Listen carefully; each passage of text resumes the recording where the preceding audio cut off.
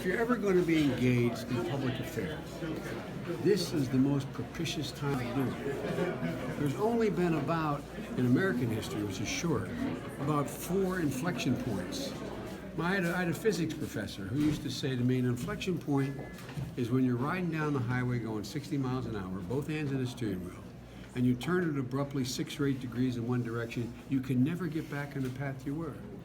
Not because of Barack Obama or Joe Biden or President Trump. The reason the world has really changed. But that's the only moment in which you're able to bend history just a little bit. You can't do it when there's not real change, no matter how consequential you are. It's virtually impossible to change world affairs other than, you know what it's kind of like? It's kind of like the only time if you had the gigantic tugboat, you can rearrange the North Pole or South Pole when it thaws and the icebergs break apart. You can push them back together in a different way, different configurations. That's kind of where you are. I've never been so excited about the prospects for my country and for the world than I am right now. And I really mean that. Everybody's walking around like, woe is me, we have Wait, let's get something straight. Fewer people are dying today as a consequence of war and strife than ever before in modern history. But y'all look at that app and they go, holy God, that little baby. No, I'm serious. That little baby just washed up on the shore, or those people are dying. But things are not as bad as people make them out to be. And they're now in positions where they are more soluble. When I was your age, it was all about the Cold War. Nobody was able to really come up with, all we could do was try to manage the chaos. I mean it sincerely. The people they're not nearly my age, but people closer to my age are looking at me like, what's he talking about? But there was no way to fundamentally alter. There was no way to fundamentally alter the playing field. But there is now. And so as frustrating as it is, I think about it in literal terms, that you can just bend history just a little bit. Just a little bit. And it can change the trajectory for the next half of the century in ways that are incredibly consequential. So I don't want any of you, this is not a business to be in unless you're an optimist. I really mean it. True. It is not a place for pessimists. But there's so many opportunities. Look, your generation is going to see more in the next 10 years than ours has seen in the last 50 years. You're going to be flying, by the time you're old enough and have children, you're going to be flying 22,000 miles an hour subsonically. It will change the world. It will change the world. You'll be able to travel, literally circumvent the globe nearly in an hour.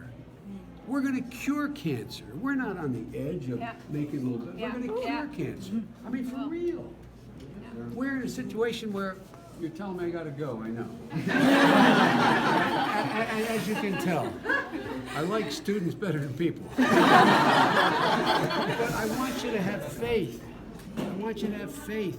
And you're better prepared to deal with the change than my generation was. You're better educated. You have more tools, but you also have significantly more distractions. I literally mean distractions. It takes your mind off of what the central thematic notion that you have to put your arms around. I mean, look, man. I mean, if you take a look at, I just wrote a major piece for foreign policy on Putin. I know him well. He's a very smart guy. But he has Russia on a death spiral. I'm not joking. Think about this, guys. This is a country that now has a population down to 145 million people. One of the highest death rates of any nation in the world. Has enormous, but you can change that. No, you will. No, I'm telling you, you will, because the Russian people The Russian people are bright, I mean, this is one of those things where right now what's happening is he's using that appeal to nationalism in a way to divert people from what is happening to their standard of living. But this is going to change, and you can change it. I really, honest to God, believe it. I'm not, and you know, I'm always referred to as the White House optimist, like, you know, I'm the guy, as my grandpa would say, fell off the turnip truck yesterday. I've been there longer than all of them. I know the history of the journey of my country. I know it. And it has been constantly, unrelenting toward progress. With backfilling, never quite meeting exactly what we're aspiring to, but every single solitary generation has made it better. When I got out of law school in 1968, the world was falling apart. This country was fundamentally divided. The Vietnam War had people not speaking to one another.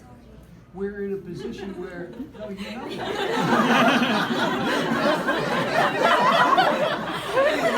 by the way, but in addition to that, the women's movement was viewed as just a bunch of guys like me that just didn't understand anything.